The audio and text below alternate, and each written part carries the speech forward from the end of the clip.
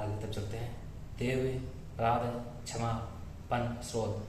मैं ना मंत्र जानता हूँ ना यंत्र अहो, मुझे स्तुति का भी ज्ञान नहीं, ना आवाहन को पता है, ना ध्यान का स्रोत और कथा की भी जानकारी नहीं, ना तो तुम्हारी मुद्रा जानता हूँ, ना मुझे व्याकुल होकर विलाप करना ही आता है। परंतु एक बात जानता हूँ, केवल तुम्हारा स्मरण, तुम्हारे पीछे चलना, जो कि सब क्लेशों को, सब दुख विपत्तियों को हर लेने वाला है, सबका उद्धार करने वाली कल्याण नहीं माता। मैं पूजा की विधि नहीं जानता, मेरे पास धन का भी अभाव है, मैं स्वभाव से भी आलसी हूँ तथा मुझसे ठीक ठीक पूजा संपादन हो भी नहीं सकता।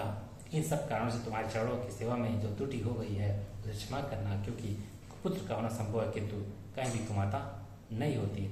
माँ, इस पृथ्वी पर तुम्हारे सीधे साधे पुत्र तो बहुत से हैं, किंतु उन सब में मैं ही अत्यंत चपल तुम्हारा बालक हूँ। मेरे जैसा चंचल कोई बिल्ला ही होगा, सिवे मेरा जो यह त्याग हुआ है यह तुम्हारे लिए कदापि उचित नहीं है, क्योंकि संसार में कुपुत्र का होना संभव है किंतु कहीं भी कुमाता नहीं होती।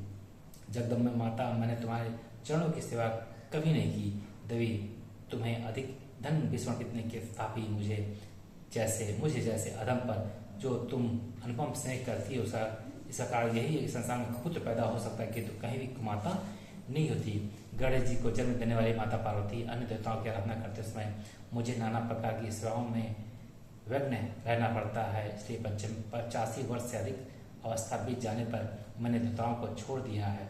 अब उनकी सेवा पूजा मुझसे नहीं पाती, अतएव उससे कुछ भी सहायता मिलने की आशा नहीं है। इसमें यदि तुम्हारी कृपा नहीं होगी तो मैं अवलंब रहित होकर किसी शरण में जाऊंगा। माता पड़ा, तुम्हारे मंत्र का एक अक्षर भी कान में पड़ जाए तो उसका फल यह होता है कि पूर्ण चंडाल भी मधुपाक के समान मधुर वाणी का उच्चारण करने वाला उत्तम वक्ता हो जाता है। दीन मनुष्य भी करोड़ों स्वर्ण मुद्राओं से संपन्न हो चिरकाल तक निर्भय विहार करता है। जब मंत्र के एक अक्षर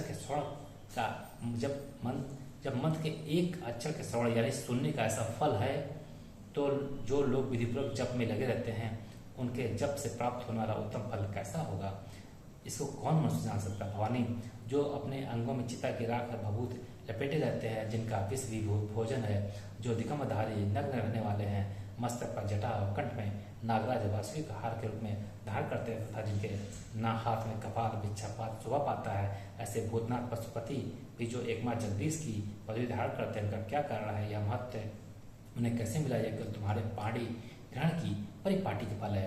तुम्हारे साथ विवाह होने से ही उनका महत्व बढ़ गया। मुख में चंद्रमा की शोभा धारण करने वाली माँ, मुझे मोक्ष की इच्छा नहीं है, मुझे मोक्ष की इच्छा नहीं, संसार के वैभव की अभिलाषा नहीं है, ना विज्ञान की अपेक्षा है, ना सुख की आकांक्षा है।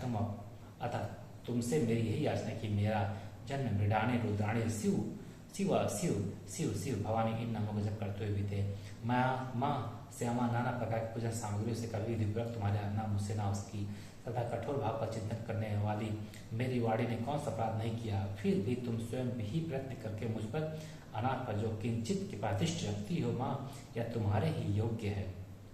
तुम्हारी जैसी दयामयी माता ही मेरे जैसे कुपुत्र को भी आश्रय दे सकती है। माता दुर्गे करुणा सिंधु महेश्वरी, मैं विपत्ति में फंस कर आज तुम्हारा स्मरण करता हूँ, पहले कभी नहीं करता रहा, इससे मेरी शर्ता ना मान लेना, क्योंकि भूख प्यास से पीड़ित बालक माता का स्मरण करते हैं।